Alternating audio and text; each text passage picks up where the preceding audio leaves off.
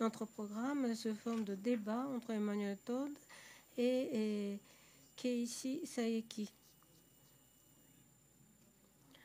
Comme nous avons entendu parler de l'incapacité ou des critiques des dirigeants du monde, surtout vers la dernière moitié de la conférence d'Emmanuel Todd, et c'est cette incapacité ou stagnation des intellectuels européens qui cache, pour ainsi dire,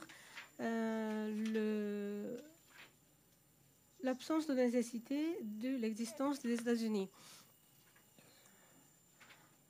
Alors, dans le monde occidental et aux États-Unis aussi,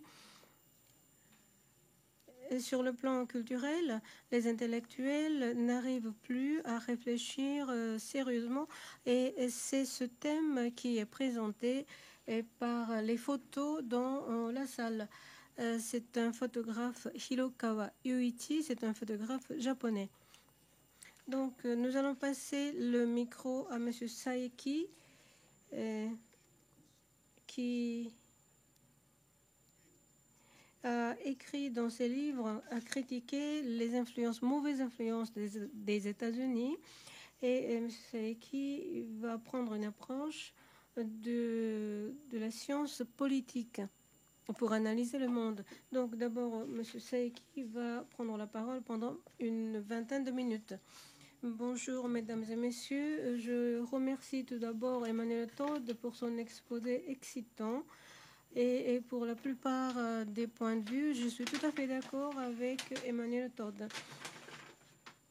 Et je crois que la plupart du public est venu pour écouter Emmanuel Todd et donc je me sens un peu gênée de prendre la parole.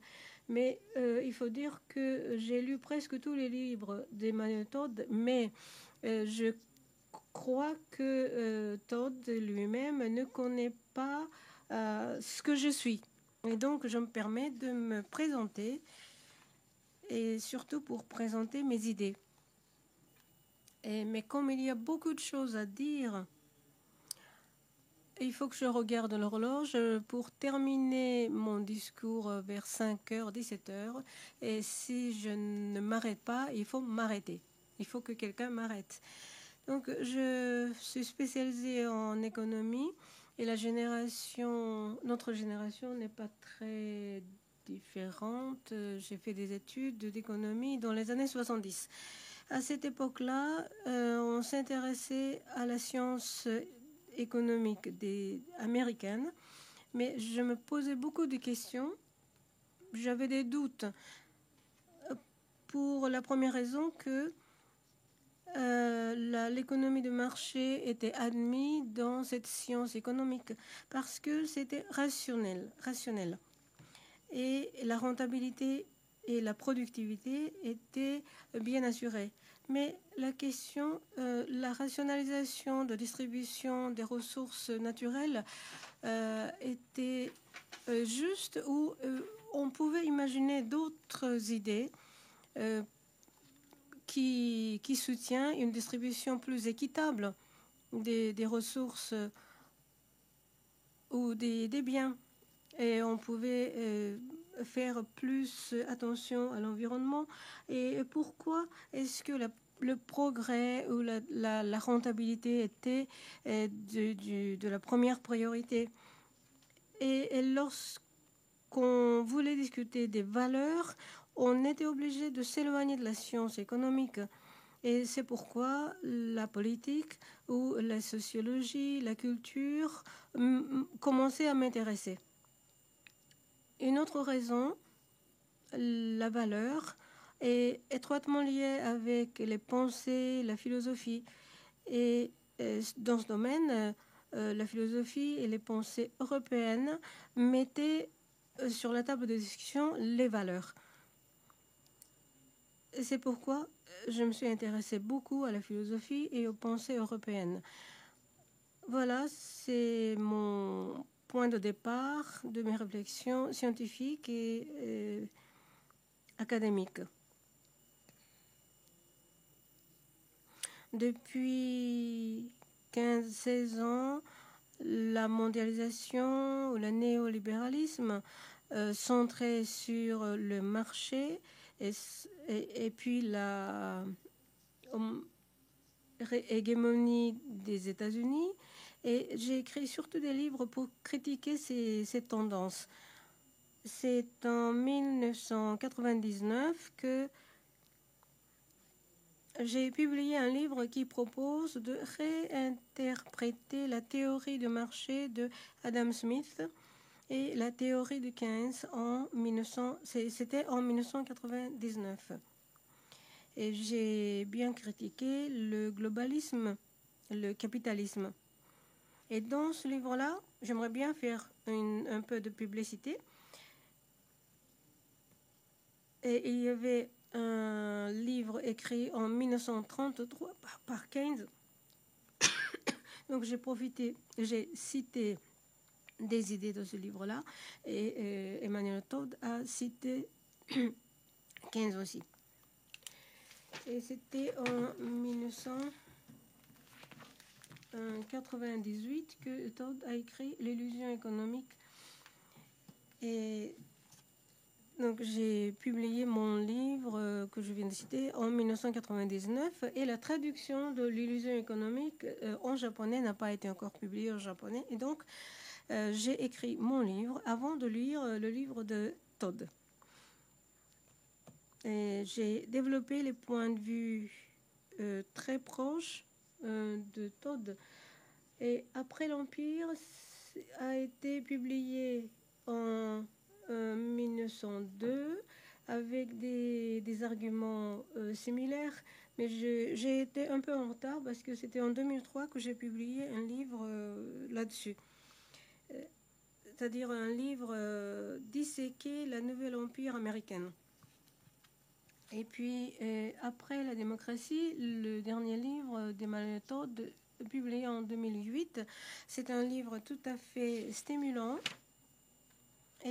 Mais en 2008, j'ai publié le livre avec un titre très excitant, stimulant, Abandonner la liberté et la démocratie. Voilà, c'est le titre de mon livre de 2008.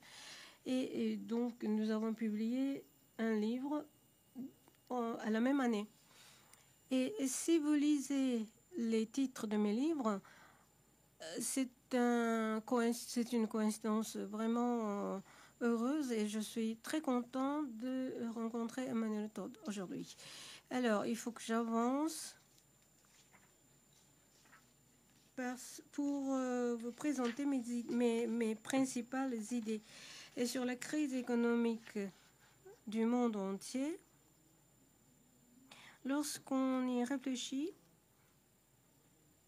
il faut parler de l'échec de hégémonie des États-Unis. Là, c'est un sujet inévitable. Et surtout après la guerre froide, les États-Unis ont essayé de récupérer la hégémonie avec plusieurs politiques. Et après la décomposition de l'Union soviétique, les États-Unis qui se trouvaient dans des difficultés économiques, c'était très important pour le gouvernement américain de retrouver la hégémonie. Et c'est en rapport avec la crise actuelle.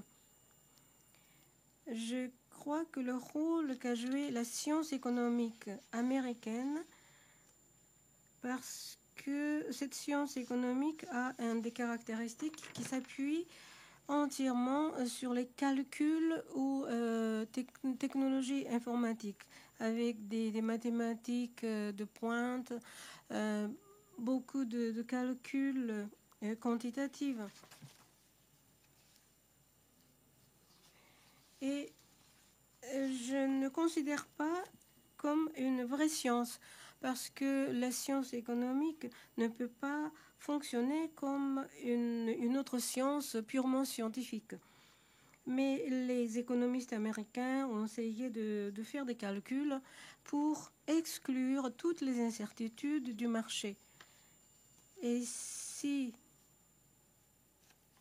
on reconnaissait les incertitudes, le mécanisme de marché ne fonctionnerait pas, mais en excluant toutes les incertitudes par des méthodes informatiques, on peut compter entièrement sur le marché et la performance de marché peut être décrite parfaitement par cette science économique américaine. Mais lorsqu'on réfléchit de cette façon, on n'arrive plus à analyser le marché parce que le marché a plein d'incertitudes, plein d'éléments incertains et on fait des productions en s'appuyant, en se référant sur le passé, mais on ne sait jamais ce qui va se passer dans le futur. Et le marché financier c'est le marché qui a le plus d'incertitudes. Et on ne sait jamais ce qui va se passer. Alors, les Américains, ils ne veulent pas que le marché financier reste incertitude. Et donc, les scientifiques spécialistes d'économie prétendent qu'on peut exclure, éliminer totalement les éléments incertains. Voilà, c'est le pseudo-scientifisme américain. Et c'est un échec total de cette science économique américaine. Alors, il ne s'agit pas des problèmes du marché financier, mais il s'agit bien au-delà de l'idéologie, l'erreur d'idéologie de l'économie des sciences américaines. Et essayer de montrer comme s'il s'agissait d'une science pure, mathématique, ce qui n'est pas tout aussi scientifique. Et l'individualisme et le libéralisme et puis la croyance au progrès, ou l'importance mise sur la collectivité, la religion. Mais le libéralisme, le rationalisme et la méritocratie, et ce sont des valeurs très importantes aux États-Unis.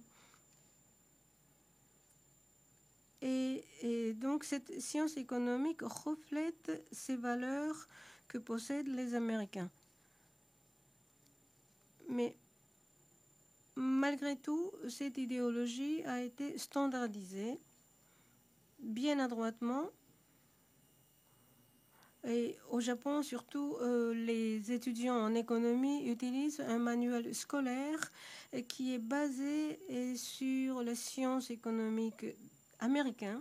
Et lorsque les étudiants utilisent un manuel scolaire, ils ne croient pas que la science économique qu'ils apprennent n'est qu'une idéologie américaine. Et le problème de globalisme globalisme américain, je suis tout à fait d'accord avec le point de vue d'Emmanuel Todd. Bon, Reagan est devenu président dans les années 80 et il a essayé de sauver l'économie américaine. L'industrie manufacturière était dépassée par celle du Japon. Le président Reagan a appliqué des déréglementations et il a appliqué des politiques globales, mondiales. Et c'est ainsi que les entreprises américaines ont transféré leurs usines à l'étranger pour faire baisser les salaires afin de faire augmenter la rentabilité. Et en conséquence, l'économie mondiale a eu des difficultés parce que l'industrie de chacun des pays développés a eu de grosses difficultés. Il y a eu des vides dans les activités, dans l'industrie, et l'économie est ralentie.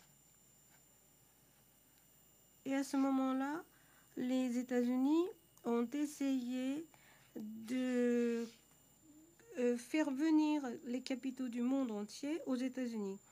Et à l'aide de techniques d'informatique, d'ingénierie financière, pour aboutir à subprime, dont on a parlé beaucoup, et pour montrer le marché financier américain très attrayant.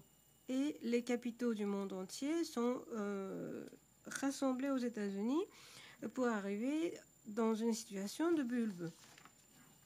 Alors déjà, les politiques étaient... Greenspan a dit que il s'agissait d'une prospérité sans fondement. Et donc c'était tout à fait évident et normal que le marché financier a éclaté. Mais ce qui est problématique, c'est que tous les pays du monde entier ont été touchés par ces problèmes parce que les marchés financiers des autres pays étaient obligés d'avoir des rapports très étroits avec le marché financier américain. Et la restructuration était imposée. Et la restructuration peut être décrite par deux caractéristiques. Premièrement,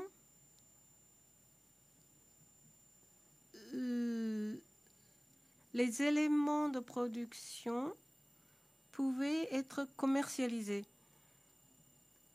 c'est-à-dire les terrains, les capitaux et les organismes eux-mêmes. Et ce sont des éléments de production. Et ces éléments de production étaient mis en circulation. Et donc, tout ce qui touchait la production était en circulation et le coût de salaire a baissé et les capitaux se déplaçaient bien pour arriver aux États-Unis. Et les terrains a connu une situation de bulle. Et pour les organismes aussi, probablement au Japon, les organismes avaient des caractéristiques très marquées comme en étant éléments de production. Alors, restructuration ou néolibéralisme global s'est retourné vers les éléments de production. Le deuxième caractéristique de restructuration est le problème se situait du côté de fourniture. Lorsqu'il y a des réglementations qui entravaient la productivité des entreprises,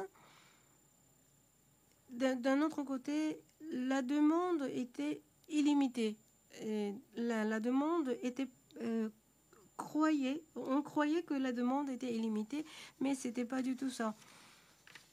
Et la demande ne peut plus croître. Et comme il y a une redondance de production, si la demande stagne, la rentabilité, le salaire, tout doit baisser. Voilà, c'est un enchaînement des phénomènes. Et donc, là, au fond de tous ces problèmes-là, on trouve, comme Keynes avait prédit, le capitalisme se trouve à la phase de déclin dans les pays développés. Marc ceci disait que le capitalisme ne peut que baisser sa productivité après avoir atteint un niveau de maturité. La demande stagne et les entreprises ne peuvent plus faire du progrès et l'économie stagne en conséquence. Et il faut reconnaître que nous nous trouvons déjà actuellement dans la phase de stagnation. Et autrefois, on pouvait stimuler la productivité pour faire progresser la demande. Et donc, il faut complètement changer notre notion. Mais il s'agit là des idées de valeur. Mais nous ne sommes pas encore arrivés à la phase de changement de valeur. Deuxième point que je voudrais souligner, comme Emmanuel Todd on a parlé vers la fin de son exposé, en France, on remarque une stagnation sur le plan politique, intellectuel. Au Japon, la situation est identique. Lénine disait autrefois, appelait autrefois que c'est la crise du monde entier. Mais nous trouvons face à une stagnation générale. Du moins, au Japon, je constate une stagnation généralisée.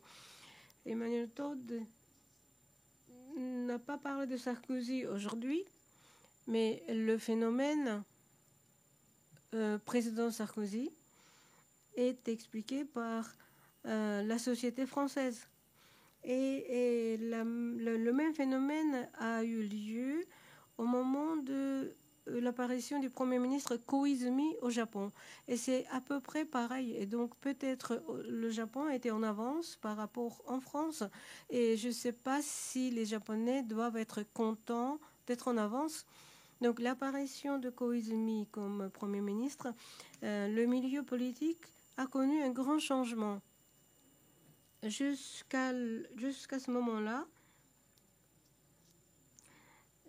le conservatisme et le libéralisme s'opposaient jusqu'à maintenant, mais cette opposition était déséquilibrée. Et au Japon, il y a des questions très complexes parce que le Japon a été plus ou moins occupé par les États-Unis. Et l'économie a été redressée grâce à l'aide des Américains. Et donc, les gauches se trouvent sympathiques avec le socialisme. Et le droite est plutôt proche des États-Unis. Mais après la fin de la guerre froide, les Japonais auraient dû redéfinir cette situation de gauche et de droite. Les États-Unis est un pays extrêmement de gauche, avec ses idéologies.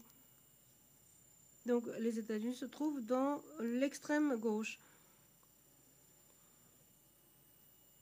Mais ce sont les conservateurs qui ont tenu à maintenir le rapport avec les États-Unis. Et Koizumi a accepté toutes les exigences des Américains. Et Koizumi a soutenu les guerres contre le terrorisme. Et c'est le Premier ministre qui a mis une telle importance sur le rapport avec les États-Unis. Et donc, c'était le Premier ministre le plus conservateur dans notre histoire. Et la guerre d'Irak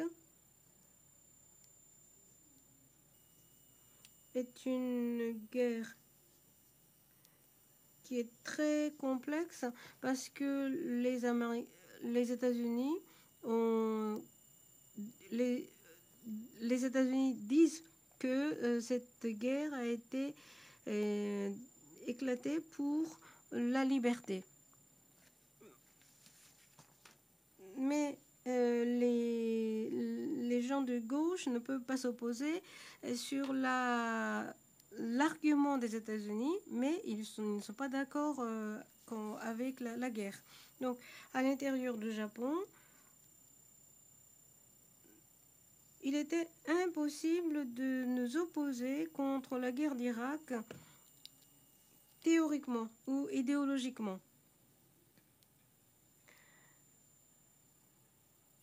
Donc, c'était même pas possible de discuter de la guerre d'Irak de point de vue idéologique.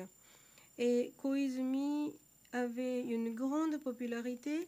Et je ne sais pas si Emmanuel Todd connaît bien la situation, les caractéristiques de Koizumi. Et c'était rare de le voir argumenter ses idées. Mais il s'exprimait dans la plupart du temps avec une phrase très courte. Donc les conditions politiques du Japon ont complètement changé depuis. Et maintenant, je ne suis pas d'accord de la situation actuelle qui est souvent caractérisée par deux partis importants parce qu'il n'y a pas d'opposition idéologique entre ces deux partis politiques principaux. Tout simplement, c'est la popularité. Et c'est une situation dangereuse. Et il faut expliquer cette situation par la manque de conscience de l'avenir idéal à atteindre chez les Japonais. Et les Japonais jugent les choses à travers l'écran de télévision. Mais cela est dû à la destruction de tout ce qui est intellectuel. Et j'aimerais bien avoir des idées, des opinions à Emmanuel Todd sur ce que je voudrais dire. Vous avez dit que l'Union soviétique a connu la fin, ensuite l'Empire américain et les idéologies, capitalisme, idéologie, ont perdu leur efficacité. Oui. Donc, j'aimerais bien ajouter à cet argument un autre. Au début du XXe siècle, donc, notamment après la Première Guerre mondiale, les Européens ont pris une prise de conscience très profonde, la crise générale de la civilisation traditionnelle, donc la crise, le sentiment de déclin de la civilisation européenne. Et ce déclin des valeurs traditionnelles de la modernité européenne, cette crise a été apparemment sauvée par l'avènement du socialisme en Union soviétique et relayée par la révolution presque de la libérale démocratie capitalistique américaine. Donc, le communisme soviétique et la démocratie libérale américaine, à mon sens, ne sont que des jumeaux qui sont nés des valeurs européennes, mais en accentuant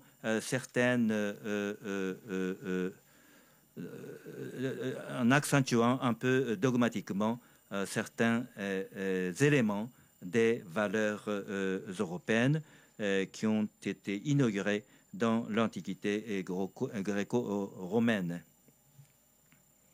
Donc, le communisme et le capitalisme américain, quoique issus des valeurs traditionnelles européennes, sont arrivés à renier les bases des valeurs de la civilisation occidentale, européenne.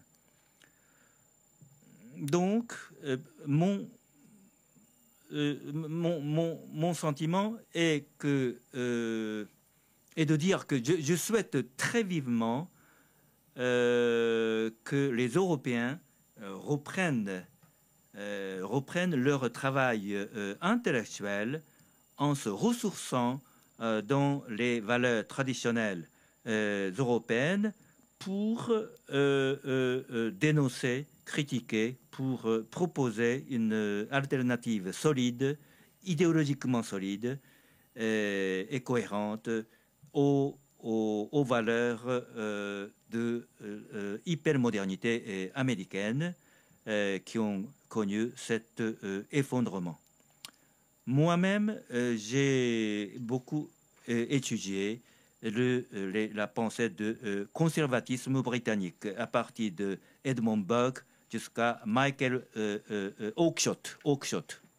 Voilà deux grands penseurs de conservatisme.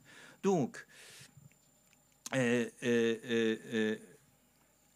le conservatisme authentique britannique n'a pas été, comment dirais-je, relayé par un développement de conservatisme américain qui a connu un chemin tout à fait pervers par rapport au fondement de conservatisme sain qui est né en Grande-Bretagne. Emmanuel Todd dit que dans son livre, le Japon doit s'exprimer encore davantage en tant que pour l'idéologie. Et M. Saeki a donné un exemple du Japon qui s'exprime. Et à la fin, M.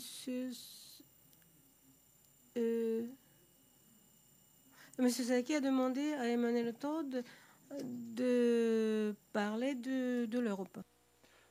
Oui, j'ai beaucoup aimé la présentation que vous avez donnée de nos trajectoires parallèles avec les dates. Et tout d'un coup, je me suis demandé si nous n'étions pas deux incarnations de la même personne d'une vie antérieure.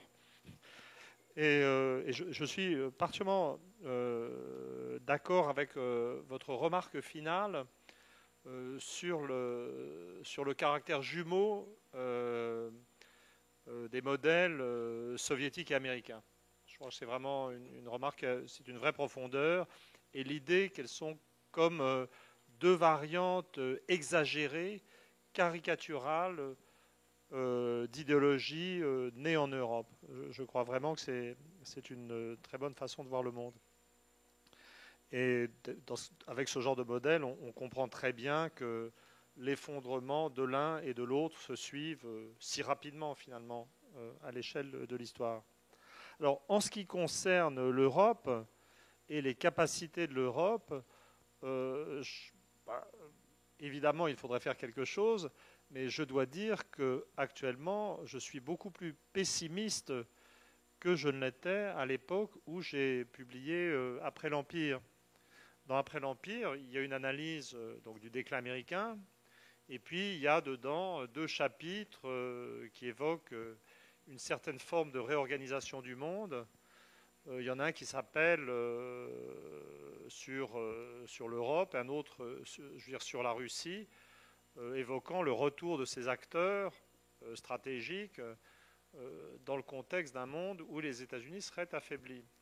Et honnêtement, autant je peux dire que je suis content de mes prédictions sur les États-Unis, autant je dois dire que pour le moment, rien ne permet d'affirmer que l'Europe est en train de devenir un acteur autonome, indépendant, important. La Russie, oui, est revenue dans un premier temps. Elle a retrouvé une certaine place, je dirais, de contrepoids. Réécrivait ce chapitre. J'essaierai de voir combien de temps la Russie va rester un contrepoids stratégique. Parce que le Japon a une population qui stagne ou décroît légèrement, la population russe diminue à toute vitesse. Je reviens à l'Europe.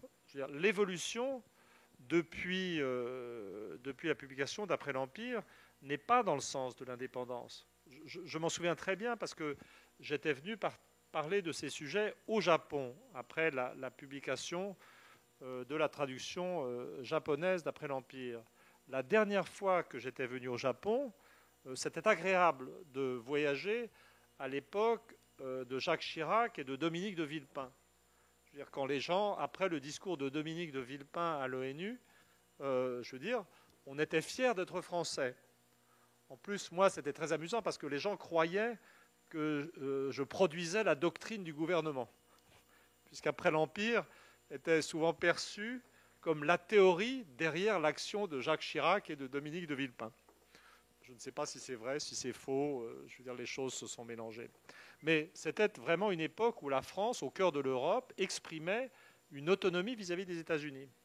À la même époque, ce qu'on avait découvert, c'est la capacité de l'Allemagne à se dégager de l'emprise américaine.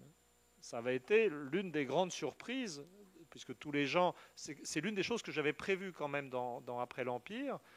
Je disais que les gens qui s'imaginaient que l'Allemagne allait toujours rester une sorte de valet, de caniche ou de serviteur des États-Unis se trompaient. L'Allemagne a une grande culture, une histoire aussi importante que celle des États-Unis. Et donc, effectivement, elle a manifesté son indépendance. Alors, c'est très intéressant parce que j'étais venu au Japon, je parlais au Japon de tout ça, et en fait, donc j'avais d'une part l'Europe qui semblait prendre son autonomie, et d'autre part le Japon qui, je veux dire, dans son alliance stratégique permanente avec les États-Unis, n'était pas capable de prendre cette autonomie. Et donc, moi, je disais, mais écoutez, regardez, si même l'Allemagne arrive à prendre son indépendance, le Japon devrait imiter l'Allemagne. Alors là, j'avais eu quelques remarques très drôles de gens qui me disaient, la dernière fois qu'on a imité l'Allemagne pendant la Deuxième Guerre mondiale, ça ne s'est pas bien passé. Donc j'ai compris que les choses étaient plus compliquées. Mais qu'est-ce qui s'est passé depuis ? Ce qui s'est passé depuis, c'est que le gouvernement allemand est sorti. Schröder n'est plus chancelier de l'Allemagne. L'actuelle chancelière est beaucoup plus favorable aux États-Unis. Et finalement, l'Allemagne s'est même un peu désintéressée de l'Europe en tant que concept.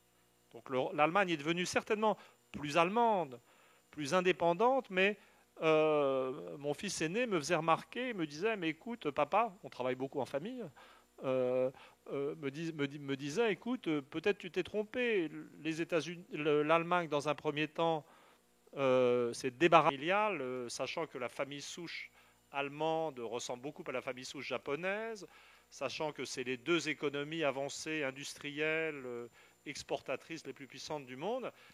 Le plus simple, si vous voulez représenter l'Allemagne, imaginez un petit Japon au cœur de l'Europe. Le modèle anthropologique permet de bien comprendre la parenté entre ces deux pays.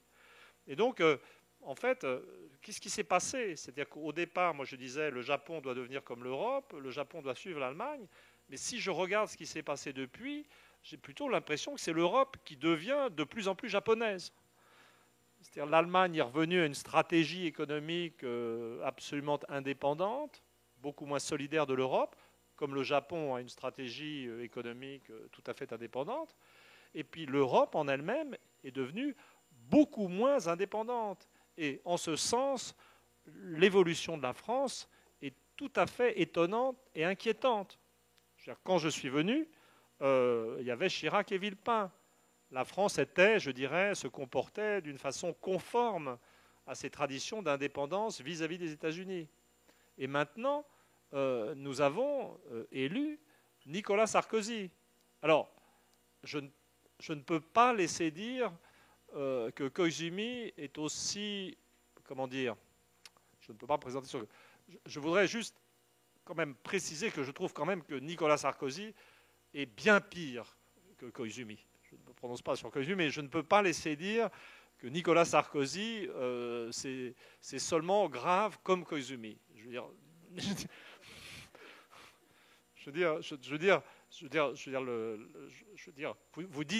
Vous avez dit très justement que Koizumi fait des phrases courtes, mais la spécialité de Nicolas Sarkozy, c'est de faire des phrases interminables qui ne veulent rien dire.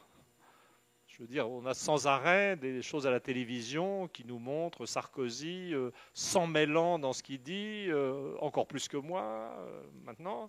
Je crois vraiment que c'est... Et puis, surtout, parler du rapport du Parti libéral-démocrate japonais aux États-Unis, c'est parler de quelque chose de traditionnel. Mais nous, en France, on a eu la surprise de voir un président qui venait du parti gaulliste, une fois élu, aller prendre immédiatement, je veux dire, ses vacances aux États-Unis. Alors, bon, j'adorerais... c'est un grand bonheur pour moi que de dire du mal de Nicolas Sarkozy à Kyoto.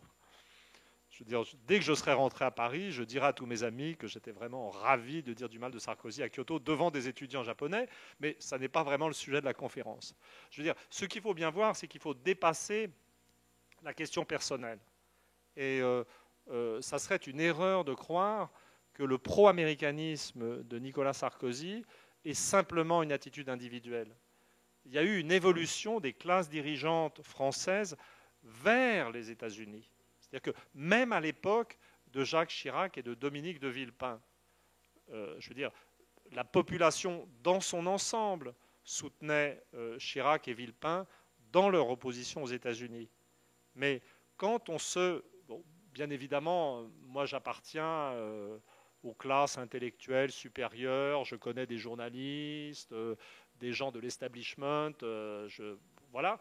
Et je peux dire que quand on se promenait dans ce milieu-là, dans les couloirs de la télévision, de la radio, du monde journaliste, je veux dire, les attitudes moyennes étaient beaucoup plus favorables aux États-Unis que l'attitude de la population dans son ensemble. Les gens ne comprenaient pas, désapprouvaient je dirais, l'opposition de Chirac et de Villepin aux États-Unis. Ils ne disaient pas, ça n'est pas une opposition totale. Mais les gens disaient Villepin exagère, Jacques Chirac exagère, et on sentait. Et si vous voulez, je reprends cet exemple de Nicolas Sarkozy allant passer ses vacances aux États-Unis. C'est héroïque d'ailleurs, parce que je crois qu'il ne parle pas un mot d'anglais en fait. Mais, donc en tout cas, il n'a pas d'aspiration culturelle quand il voyage, d'aspiration de communication. Mais il faut bien voir que dans les 10 ans qui avaient précédé, aller passer ses vacances aux États-Unis, c'était la mode dans les classes supérieures françaises. Simplement, Nicolas Sarkozy n'a fait que suivre une mode, aller passer ses vacances aux États-Unis, qui était très fréquente parmi mes amis journalistes ou directeurs de journaux de gauche, de centre-gauche ou de droite.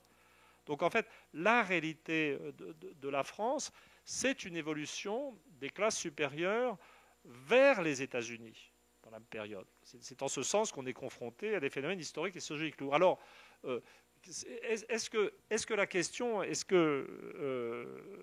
qu'est-ce qui permet d'expliquer ce phénomène? Alors, bien entendu, moi aussi je suis un peu peiné de l'affaiblissement de certaines valeurs européennes. Je ne pense pas ces valeurs comme fondamentalement européennes. Je veux dire, les pays d'Europe sont très différents. Je veux dire, les valeurs traditionnelles de la France ne sont pas celles de l'Allemagne. Les valeurs de l'Angleterre, c'est autre chose. Si on pense en termes de démocratie libérale, en Europe, il n'y a vraiment, si on pense aux grandes nations, il faut bien voir qu'il n'y a que la France et l'Angleterre qui sont les lieux de naissance de la démocratie libérale. Maintenant, les Européens se disent européens et se promènent partout en dehors, je veux dire, en dehors d'Europe, en prêchant la démocratie. Mais les Italiens ont inventé le fascisme au début des années 20 et les Allemands ont inventé le nazisme, qui ne sont pas, à ma connaissance, des contributions majeures au libéralisme, je dirais, démocratique. Donc vraiment, je ne veux pas trop parler de l'Europe, mais je préférerais plutôt de l'Europe en tant qu'ayant des valeurs uniques, uniformes.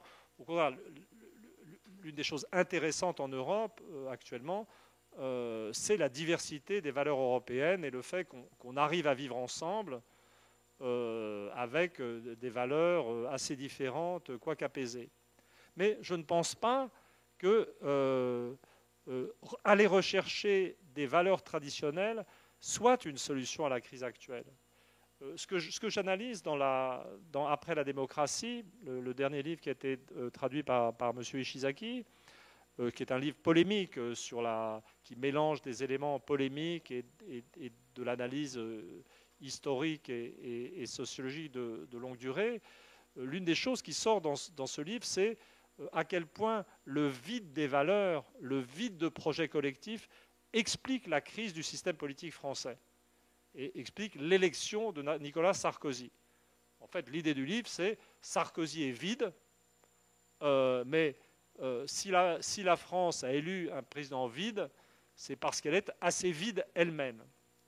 Et donc, je ne crois pas, j'en ai beaucoup parlé depuis que je suis au Japon, et ce voyage m'a vraiment beaucoup apporté, parce qu'ici, il y a une grosse conscience d'un moment historique et d'un basculement historique, sans doute à cause de la chute du PLD, mais ça m'a amené ces discussions m'ont amené à voir différemment les raisons de la fascination qu'exercent les États-Unis. C'est-à-dire, bien sûr, les sociétés européennes et japonaises sont plus vivables que les États-Unis. Bien sûr, la montée des inégalités y a été moins forte. Bien sûr, les systèmes de santé sont meilleurs. Bien sûr, la mortalité infantile est plus basse. Je parle de l'Europe et du Japon de la même manière. Sur tous ces paramètres, le Japon et l'Europe, c'est la même chose. Bien sûr, il y a au Japon et en Europe des systèmes industriels efficaces. Bien sûr, ces pays sont plus avancés dans la lutte contre l'écologie. Bien sûr, par rapport, je dirais, aux réalisations des sociétés européennes et japonaises, bien sûr, ce qui se passe aux États-Unis n'est pas intéressant. Ce qui se passe aux États-Unis, depuis l'époque de Reagan, n'est qu'une immense régression. Hein, mais le problème, c'est si les choses sont comme ça, pourquoi cette fascination pour les États-Unis?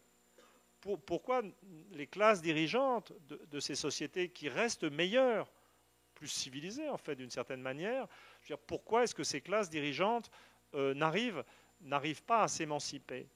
Je crois que c'est parce que, en fait, nous, on a le bon attachement au passé, on a le bon rapport au passé, mais ce qui existe, le problème de l'Europe et du Japon, c'est une certaine incapacité à se projeter dans l'avenir.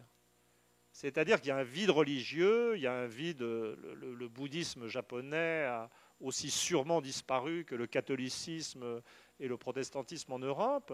Et ici, il y a du vide. Et ce que les Américains ont et que nous n'avons pas, malgré tout, c'est une certaine capacité à se projeter en avant. Je dirais une capacité enfantine à faire n'importe quoi. Mais faire n'importe quoi, c'est mieux que ne rien faire. Je veux dire, tout à l'heure a été évoqué la théorie économique américaine, la volonté des modèles financiers de maîtriser l'avenir, etc. Bien entendu, ça ne maîtrise aucun avenir, mais au moins la volonté de s'intéresser à l'avenir est là. Et donc il y a quelque chose. Et comment dire, regardez, nous on est là avec nos industries beaucoup plus efficaces. Je veux dire, pour un Français, c'est au Japon qu'on voit la modernité technologique. Ce n'est pas aux États-Unis, où dès qu'on sort des grandes villes, plus rien ne marche. Donc, mais je veux dire, qu'est-ce qui fait que nous sommes en Europe et au Japon paralysés en termes de projets? Eh bien, on n'a pas cette capacité à faire n'importe quoi. Regardez les États-Unis. Je veux dire, ils entraînent le monde dans 30 ans de régression économique et sociale, de montée des inégalités. Les riches sont tellement riches là-bas que les classes moyennes et populaires n'ont plus de quoi consommer. Ils inventent la mécanique des subprimes, du crédit hypothécaire. Mécanique complètement folle, je veux dire, qui imagine des augmentations de valeur qui n'existent pas. Mécanique complètement folle, mais mécanique optimiste. Je veux dire, avec cette idée que l'avenir est possible et intéressant. Le système des subprimes s'effondre. Donc, bien entendu, comme il nourrissait la capacité des Américains à consommer des biens importés, la crise économique démarre. Qu'est-ce que font les Américains? Ils élisent un président noir. Ça n'a aucun rapport avec le sujet, mais ils se remettent à rêver. Et évidemment, face à cette espèce d'imagination, dont je ne sais pas si elle vient du système familial ou de l'habitude des scénaristes de Hollywood, je veux dire, les Européens et les Japonais sont comme désemparés. Donc il y a, je veux dire, je ne pense pas que la solution pour les Européens et les Japonais soit dans un, je veux dire, dans un regard vers le passé. Et c'est probablement le seul point sur lequel je ne suis pas complètement d'accord. Je veux dire peut-être qu'on devrait créer plutôt des écoles de réflexion sur l'avenir. Parce que la réalité du monde actuel, de ce monde très développé que je décrivais au début, qui stagne, qui ne sait plus où il va, c'est qu'il a atteint des objectifs extraordinaires, il s'est enrichi, il s'est arraché à la pauvreté de l'histoire, et maintenant il ne sait plus où aller. C'est le genre de problème qu'on a. Et les Américains, peut-être parce qu'ils sont absurdes, pas sérieux, croient s'imaginer qu'ils peuvent savoir où aller. Et c'est quand même une grande force, et c'est ça qui fascine, je crois. Merci beaucoup. Et personnellement, je fais des recherches de Michel Foucault qui disait, avec le mot grec, pareisia. Et je crois qu'il y a des personnes qui pratiquent pareisia, justement. Et il s'agit de courage de dire la vérité. Et donc, ce qui est important, c'est de détruire l'illusion lorsqu'on croit à quelque chose. Je suis tout à fait d'accord avec tout ce qui vient d'être dit et j'en suis très content. Le président Obama a été élu par les États-Unis, mais ce n'est qu'une illusion, comme Todd vient de le dire. Et lorsque Obama a été élu comme président, je me suis dit que c'est l'inquiétude très profonde qui a apparu sous forme de président Obama. Les États-Unis ont échoué sur le plan économique et les Américains ont ressenti que leur pays est entré dans la phase de déclin. Et il y aura des problèmes très sérieux et il y aura des inquiétudes qui touchent un peu les différences de race. Et c'est pour se défendre contre les problèmes que les Américains ressentaient, que les Américains ont choisi Obama pour président pour se faire croire que le libéralisme américain n'est pas encore mort. Alors Obama, on ne sait pas si Obama a une compétence suffisante, mais le président américain et Obama, là c'est un fait réel, mais très inattendu et exceptionnel. Et aussi exceptionnel que l'inquiétude est grande et profonde chez les Américains. Et le prix Nobel de la paix attribué à Obama, c'est que l'inquiétude est sur l'échelle mondiale. Et si on loue l'élection d'Obama, on peut maintenir l'illusion sur le plan international, pas seulement aux États-Unis. Emmanuel Todd vient de dire que sortir de dépendance aux États-Unis, et il faut revoir, il faut réfléchir sur les valeurs traditionnelles. Et là, je suis tout à fait d'accord avec son point de vue. Et au Japon, on retrouve des conditions un peu particulières, c'est-à-dire que à dire de façon abstraite, il y a toujours deux exigences, c'est-à-dire assurer la vie, les biens de la population et en même temps l'indépendance du pays. Et comme il s'agit d'un État souverain, de souveraineté, et l'indépendance, il faut que ce soit un pays indépendant. Et les pays européens modernes ont assuré la vie du peuple tout en gagnant l'indépendance. Donc, ces deux, la sécurité et l'indépendance, étaient accordée pour ces États souverains européens. Et si les Japonais veulent assurer la sécurité, nous n'avons qu'à renoncer à l'indépendance. C'est la situation réelle du Japon parce que le Japon est dépendant des États-Unis. Et on ne peut pas qualifier le Japon d'un pays souverain indépendant. Mais si le Japon veut devenir vraiment indépendant, il faut réformer la Constitution pour acquérir la vraie indépendance. Mais les Japonais préfèrent éviter cette discussion. Et donc, ce n'est que la moitié que les Japonais rassurent la sécurité aux dépens de l'indépendance. Voilà, c'est la situation dans laquelle le Japon se retrouve depuis 60 ans, 70 ans.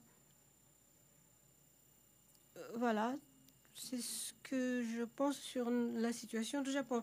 Et c'est un problème sérieux, mais en même temps, je me demande comment il faut comprendre les États-Unis. Et tout à l'heure, en France ou dans le monde entier, il y a eu un vide. Il y a un vide idéologique où les changements complets de valeurs, comme disait Todd tout à l'heure, la perte de valeur a lieu aux États-Unis, d'après ce que je pense. Et les États-Unis est un pays très varié sur le plan culturel et les diversités culturelles est soutenue en même temps que le libéralisme. Et la démocratie libérale peut devenir universelle, mais plus il est universalisé, moins cette idée maintient la valeur concrète. Dans la vie quotidienne, les réflexions, les comportements reflètent la culture, les valeurs. Mais dans le contexte de multiculture des États-Unis, essaye de maintenir l'économie de marché sans rapport avec les valeurs ou la culture.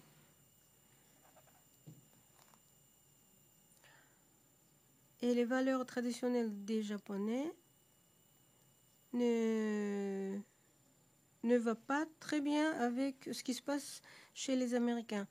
Et le parti libéral démocrate du Japon avait cette contradiction à l'intérieur. C'est-à-dire, on introduisait la culture américaine et le parti PLD gérait le pays qui était le Japon. Donc, cette contradiction ne pouvait plus fonctionner au Japon. Les hommes politiques ont leur propre position parce qu'ils sont obligés de dire des belles choses pour être élus. Mais chez les intellectuels japonais, il y en a très peu qui ont abordé ce genre de problème parce que le contexte japonais était profondément dépendant des États-Unis. Et c'est pourquoi le Japon a importé toutes les sciences, toutes les idées intellectuelles depuis les États-Unis. Et les intellectuels qui s'intéressaient à des idées, les pensées françaises sont très limités. Il y a très peu d'intellectuels japonais qui connaissent l'Europe. Et c'est pourquoi les Japonais ont perdu les valeurs traditionnelles. Et donc, ce que disent les intellectuels japonais est l'intuition ou le ressentiment du peuple japonais. Il y a un grand écart.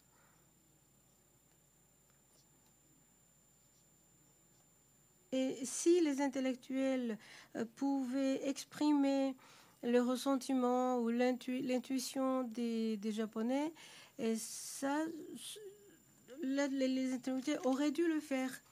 Mais bon, les intellectuels ne l'ont pas fait, et c'est pourquoi nous nous trouvons dans le vide de valeurs. Et j'utilise le mot nihilisme d'après la définition de Nietzsche. Et c'est une idée très importante pour la culture, la civilisation du XXe siècle, le XXIe siècle, parce que ces civilisations tendent vers le nihilisme.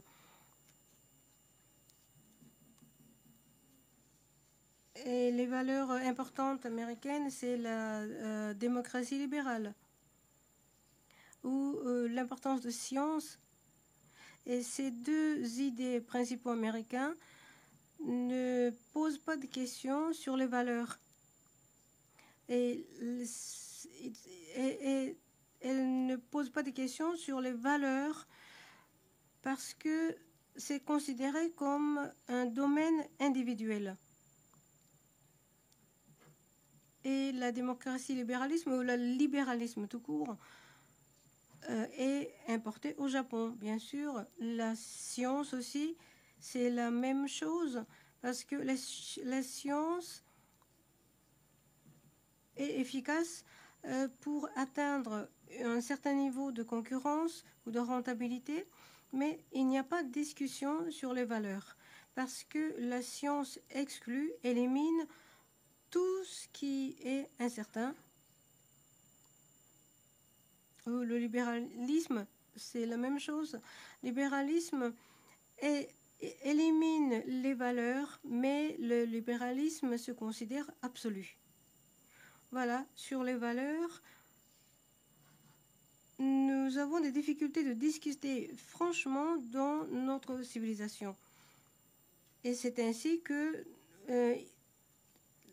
est né le vide de valeurs. Et il est difficile aussi de critiquer la situation qui empêche de discuter sur le vide de valeurs ou sur les valeurs directement. Et dans votre livre, je crois que c'est un des derniers livres, vous avez écrit qu'il y avait un vide politique, vide idéologique aussi, et lorsque les pensées disparaissent, il ne reste que violence, sexe et l'argent. Et il en est de même en France et au Japon. Et c'est une maladie de civilisation. Le déclin des États-Unis indique que le monde entier tend vers cette maladie. Nous voudrions passer le micro à Todd, mais j'aimerais bien passer le micro à ce Français qui se trouve à côté de moi. Il est venu au Japon. Il s'appelle Jean-François Graziani. Et il habite au Japon, il enseigne aux étudiants japonais. Et comme M. Saeki a critiqué les intellectuels japonais, mais vos étudiants, les étudiants, vous allez devenir des intellectuels japonais dans l'avenir. Et donc, j'aimerais bien passer le micro à Jean-François Graziani pour qu'il donne des messages à vos étudiants. Merci beaucoup. Alors, c'est un programme assez ambitieux pour ce qui est de donner des conseils aux étudiants. Je crois qu'effectivement, nous sommes au tout début d'une réflexion pour essayer d'inventer autre chose. Effectivement, à l'heure actuelle, c'est une phase historique de grand vide idéologique. Donc, effectivement, j'espère qu'on arrivera à récupérer quelque chose de cet optimisme ou de cet effet d'entraînement enfantin qui fascine apparemment les États-Unis et chez les États-Unis et qui pourrait éventuellement nous donner un petit peu d'énergie ou d'enthousiasme. Oui, enfin, Monsieur Todd, pourriez-vous conclure notre débat parce que l'heure tourne. Ça marche, ah oui, oui. Je pourrais préciser quelques idées et quelques concepts par rapport à ce qui vient d'être dit. Enfin, moi, j'établis une grande différence entre le libéralisme et l'ultralibéralisme. C'est-à-dire que le libéralisme, c'est des doctrines européennes des 18e, 19e siècle. Et pour moi, avec la pensée libérale française du XVIIIe siècle, la pensée libérale anglaise du XVIIIe siècle, la pensée libérale américaine, je dirais, jusqu'à Reagan, on est confronté à quelque chose qui a une substance, qui contient des valeurs. Je veux dire, l'individu, c'est une valeur. Et ce libéralisme-là avait la particularité de ne pas nier la collectivité. L'individu existait dans la nation. Cet individualisme n'était pas concevable sans la naissance préalable d'un État.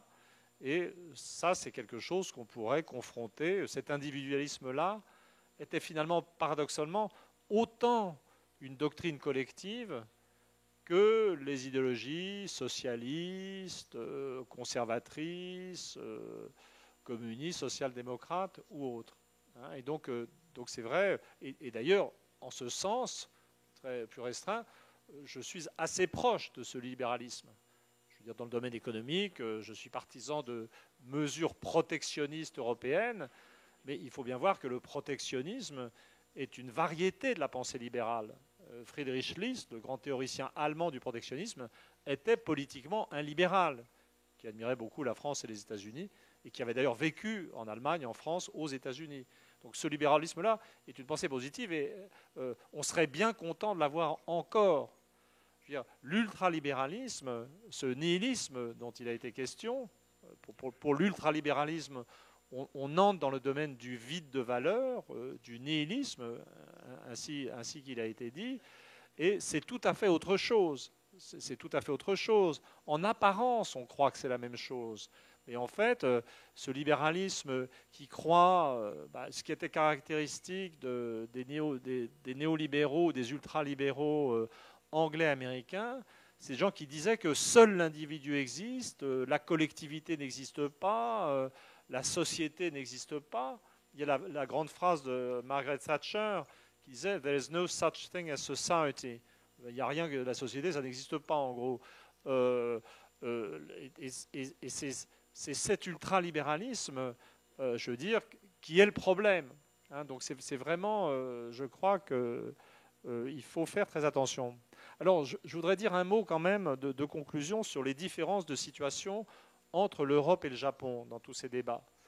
Je crois que sur le plan des valeurs politiques, des incertitudes, des appareils industriels, des performances médicales, vraiment de plus en plus, je vois le Japon comme, je ne sais pas si je vais vous surprendre, pour moi le Japon est finalement un pays européen parmi d'autres.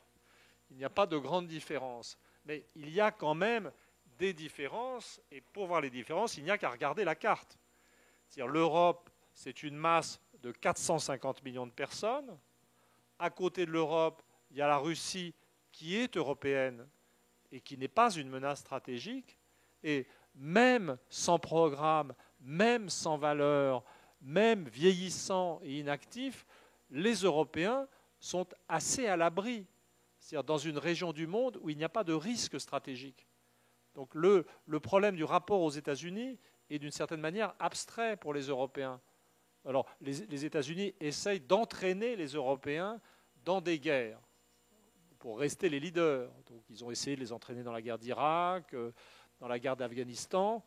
Il y a des gens qui pensent que l'une des raisons pour lesquelles les Américains font la guerre d'Afghanistan, qui est sûre d'être perdue, c'est parce que sans ça, on ne peut plus justifier l'existence de l'OTAN. La guerre d'Afghanistan, ça serait simplement une machine à maintenir les Européens sous contrôle. C'est d'une une théorie la plus récente qui n'est pas de moi, c'est très précis. Le Japon, c'est différent. Il est, je dirais, en moyenne, plus avancé que l'Europe. Le Japon n'est pas plus avancé que certains pays comme la Suède, l'Allemagne ou la Suisse, mais c'est un pays européen dans la gamme des pays européens très bien organisés et avec une très bonne base industrielle. Le Japon peut se poser les mêmes problèmes de rapport aux États-Unis, mais le Japon est tout seul. Je ne veux pas vous faire peur, vous n'avez pas besoin de moi pour ça, mais le Japon est une île improbable avec son développement très avancé. Alors, je sais que la Corée, d'une certaine manière, a suivi quelque chose qui ressemble au développement du Japon. Pour moi, ce n'est pas une grosse surprise. En Corée aussi, on va trouver la famille souche et quelque chose qui rappelle l'Allemagne ou le Japon d'ailleurs, avec quelques nuances. Mais il y a un élément je dirais, de solitude dans la situation du Japon. Donc la question du rapport aux États-Unis, ce n'est pas qu'elle est plus complexe, c'est qu'elle est plus pressante. Là, je voudrais juste faire remarquer une chose, c'est-à-dire que là, la façon dont on parle des attitudes européennes et japonaises, si on ne tient pas compte de cette différence géopolitique, ça devient, on se demande comment vont évoluer les attitudes. Et là, je disais qu'en termes d'attitude, finalement, en ce moment, c'est plutôt les Européens qui deviennent japonais que les Japonais qui deviennent européens. Mais on peut poser les choses autrement si on s'intéresse au déclin des États-Unis. C'est-à-dire qu'en fait, on peut se dire que finalement, le problème de l'autonomie nationale ou l'indépendance nationale japonaise qui vient d'être échappée, c'est quelque chose finalement qui peut échapper au Japon lui-même. Si ma vision de l'avenir des États-Unis est correcte, si les États-Unis sont en déclin, le parapluie stratégique américain va disparaître de lui-même. Et le Japon va peut-être être contraint à l'indépendance. Donc il y a quelque chose vraiment, là il y a quelque chose qui vraiment distingue le Japon des pays européens. Et j'aimerais que la solution, ça soit dans une adhésion du Japon à l'Union européenne, mais la géographie rend cette hypothèse peu probable.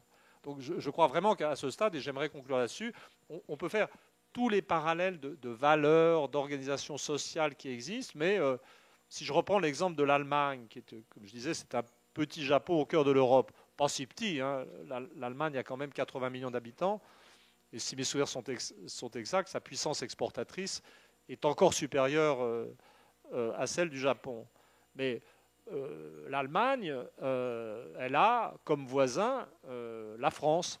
Alors ça a posé des problèmes autrefois, mais dans le contexte actuel de réconciliation, avoir comme voisin la France, c'est quand même assez confortable.